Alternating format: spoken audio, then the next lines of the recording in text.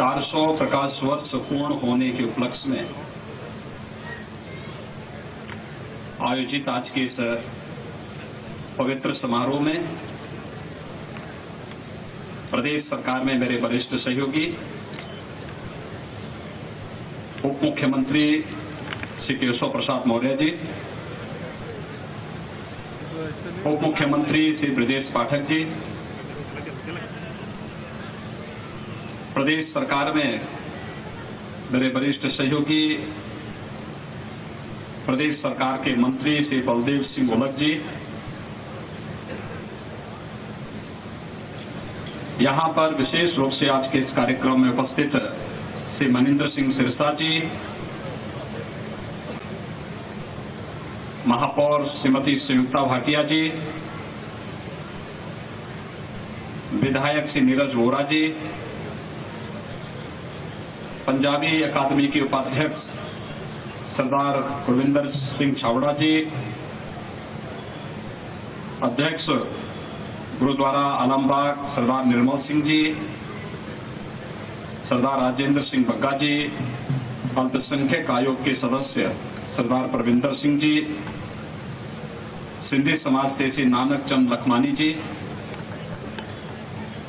आज के इस कार्यक्रम में उपस्थित भारतीय जनता पार्टी की नेत्री श्रीमती अपर्णा यादव जी, उपस्थित सभी सम्मानित यहां पर उपस्थित भाइयों बहनों, आप सबको मैं इस अवसर पर हृदय से बधाई देता हूं। आप सबका कोटि कोटि अभिनंदन करता हूं। जब हम सिख गुरुओं की बात करते हैं तो हम सबको इस बारे में बहुत स्पष्ट होना होगा कि वास्तविक भारत के इतिहास की हम बात कर रहे हैं। भारत का मध्यकालीन इतिहास सिख गुरुओं के त्याग और बलिदान के बगैर तो अधूरा है। उस कालखंड में देश और धर्म की रक्षा कैसे की जानी चाहिए थी, यह सीख अगर हमें कहीं से प्राप्त हुई तो विपरीत परिस्थितियों में सिख गुरुओं ने अपने त्याग से, अपने बलिदान से, अपनी भक्ति और शक्ति की ताकत से पूरे हिंदुस्तान के अंदर वह ओज और वह तेज भरने का कार्य किया था। और इसीलिए मुख्यमंत्री आवास सामान्यतः शासकीय कार्यों को संपादित करने या राजकीय अतिथियों के साथ संवाद का एक माध्यम होता है। लेकिन जब किसी एक आयोजन को करने का अवसर मुझे प्राप्त हुआ तो मेरा सौभाग्य था कि गुरु नानक देव जी के 550वें प्रकाश उत्सव के कीर्तन के कार्यक्रम को मुख्यमंत्री आवास पर आयोजित करने का सौभाग्य पहले मुझे प्राप्त हुआ था। और उसके बाद ये कार्यक्रमों की श्रृंखला आगे बढ़ती गई। 2020 में थी और 21 में थी। साहबजादा दिवस के कार्यक्रम को हम लोगों ने मुख्यमंत्री आवास पर ही संपन्न किया और हम सब आभारी हैं प्रधानमंत्री मोदी जी के। उन्होंने 27 दिसंबर की तिथि को पूरे देश के अंदर गुरु गोविंद सिंह जी महाराज के उन चार वीर सपूतों की स्मृति को बनाए रखने के लिए आज की युवा पीढ़ी को देश और धर्म के प्रति अपने क्या योगदान हमारा होना चाहिए, इनके लिए और आज की माताओं के लिए भी जो त्याग और बलिदान माता गुजरी ने उस कालखंड में दिया था, उसका एक नई प्रेरणा प्रदान करने के लिए 27 दिसंबर की तिथि साहबजादा दिवस के रूप में, बाल दिवस के रूप में आयोजित करने के लिए पूरे देश का आह्वान किया और उसकी घोषणा की है। इसके लिए हम प्रधानमंत्री मोदी जी के हृदय से आभार व्यक्त करते हैं। भाइयों बहनों, और ये सच्ची तस्वीर है भारत की जो हम लोगों ने 21 अप्रैल को दिल्ली के लाल किले पर देखी है। कितनी पीढ़ियां बीत गई हैं, कितने लोग उस दिन को देखने के लिए व्यतीत हुए, काल कलवित हो गए और समय चले गए। गुरु तेग बहादुर जी महाराज ने आखिर अपना बलिदान किस बात के लिए दिया?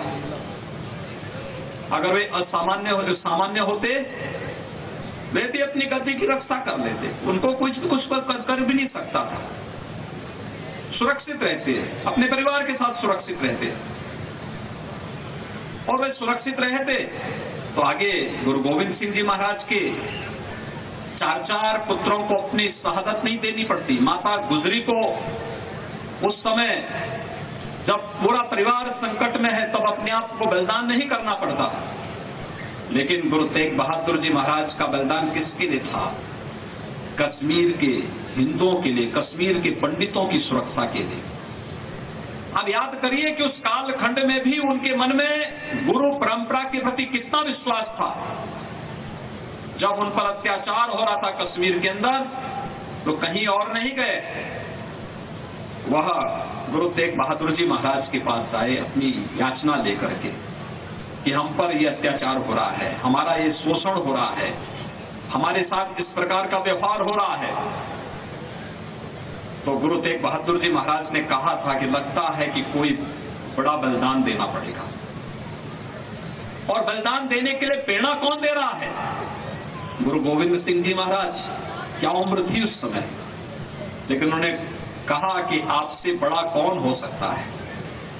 और फिर जो कुछ हुआ है किसी से छुपा हुआ नहीं है, और यही सच्चा इतिहास है जो आज दिल्ली में शीशगंज गुरुद्वारा के माध्यम से हमें प्राप्त होती है। जो प्रेरणा 21 अप्रैल को प्रधानमंत्री मोदी जी ने लाल किले के प्राचीर के ऊपर से गुरु तेग बहादुर जी महाराज के प्रति नमन करते हुए जो भाव व्यक्त किए हैं, वह सचमुच पूरे देश और पूरी दुनिया के लिए एक नई प्रेरणा है। इतिहास कुछ कालखंड के लिए झुटलाया जा सकता है, लेकिन अपनी सच्चाई उस सामने रखता ही है, और यही भारत का सच्चा इतिहास है। गुरु तेग बहादुर जी महाराज के प्रति, उनके त्याग के प्रति, उनके बलिदान के प्रति पूरा हिंदुस्तान और पूरी दुनिया नतमस्तक हुई। 21 अप्रैल की स्थिति को जब दिल्ली में लाल किले में गुरु तेग बहादुर जी महाराज की पूरी जीवन गाथा को पूरे देश और पूरी दुनिया ने अपनी आंखों से देखा, सुना। भाइयों बहनों, हम सबको इतिहास के अतीत की उन त्रासदीपूर्ण घटनाओं से प्रेरणा लेनी होगी, और इस बात को हमेशा ध्यान में रखना होगा कि अगर उस समय इस प्रकार की यातना नहीं होती, अत्याचार नहीं होते, शोषण नहीं होते, तो गुरु नानक देव जी महाराज ने तो भक्ति के माध्यम से अपनी पूरी विरासत को आगे बढ़ाया था। भक्ति के माध्यम से किस प्रकार की सिद्धियां उन्होंने प्राप्त की थी, कौन नहीं जानता है। जब वो काबा में गए थे, अपने एक संत के रूप में, किस रूप में उनका व्यवहार था, अपना आराम कर रहे थे। एक फकीर कहता है, वहां का एक मौलवी कहता है कि भाई आप पैर काबा की तरफ क्यों किए? उन्होंने कहा भैया मुझे बता दो जहां ईश्वर का वास न हो, उधर मेरा पैर कर दो। कौन नहीं इस बारे में जानता है, सिद्धि की किस पराकाष्ठा में पहुंचे हुए थे। ये परंपरा हमारी थी, और उस परंपरा को भक्ति के माध्यम से आगे बढ़ाने का कार्य हमारे सिख गुरु कर रहे थे। लेकिन जब देश और धर्म दोनों संकट में आया, तो भक्ति को शक्ति पुंज के रूप में कैसे आगे बढ़ना है, या आगे सिख गुरुओं का बलिदान, उस एक नई कथा को भी हम सबके सामने, वह गाथा पूरे देश के सामने, पूरी दुनिया के सामने है। और इसीलिए मैं बार बार कहता हूं कि भारत का मध्यकालीन इतिहास सिख गुरुओं के त्याग और बलिदान के बगैर, उस गाथा के बगैर अधूरा है। और इसलिए प्रत्येक भारतीय का दायित्व बनता है कि वह आज अगर सुरक्षित है तो अपने सिख गुरुओं के प्रति श्रद्धा और आस्था का भाव को जरूर रखें। जहां कहीं भी कोई हमारे बीच में फूट डालने का प्रयास करता है, हमें उसे तत्काल नकारना चाहिए। हमारे सामने गुरु नानक देव जी से लेकर के गुरु गोविंद सिंह जी महाराज तक और 4 साहबजादों से लेकर के अभी आपने देखा होगा काशी में काशी विश्वनाथ धाम की स्थापना हुई। प्रधानमंत्री मोदी जी के नेतृत्व में भव्य स्वरूप काशी विश्वनाथ धाम का आया है। काशी विश्वनाथ मंदिर में उसे स्वर्ण मंडित करने का काम किसने किया था? महाराजा रणजीत सिंह जी ने। हमें नहीं भूलना चाहिए इन सब चीजों को। 2.5 मन सोना उन्होंने उस समय काशी विश्वनाथ मंदिर में उपलब्ध कराए थे स्वर्ण मंडित करने के लिए, और केवल गोल्डन टेम्पल को ही नहीं, अमृतसर के गोल्डन टेम्पल को ही नहीं, वही आस्था का भाव काशी विश्वनाथ मंदिर के प्रति भी था। ये है हमारी सिख गुरुओं की परंपरा। अयोध्या में राम जन्मभूमि को मुक्त कराने के अभियान की जब बात आती है, कौन नहीं जानता है सिख गुरुओं ने उस कालखंड में भी आवाज उठाई, और लखनऊ से जिससे आज का कार्यक्रम अत्यंत महत्वपूर्ण है।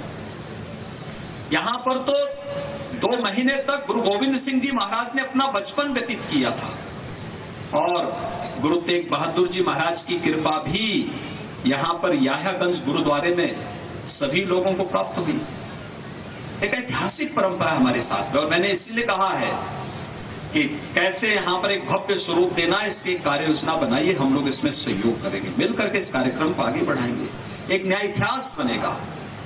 हम आने वाली पीढ़ी को कुछ दे पाएंगे। उस कालखंड में जब आवागमन के साधन नहीं थे, तब गुरु तेग बहादुर जी महाराज और गुरु गोविंद सिंह जी महाराज याह्यागंज गुरुद्वारे में उस कालखंड में रुके थे, रहे थे। उस समय की विरासत आज भी हमारे पास है। इसको न केवल अक्षुण्ण रखना, बल्कि इसको उसी के अनुरूप भव्य स्वरूप देना, उस प्रकार का एक भव्य रूप हम उसको दे सकते हैं, और मिलकर के इस कार्यक्रम को हमें आगे बढ़ाना चाहिए। और मैं तो इस बारे में कहता हूं, हम लोगों ने 4 साहबजादों के कार्यक्रम को, गुरु परंपरा के कार्यक्रम को पाठ्यक्रम का तो हिस्सा बनाया ही है।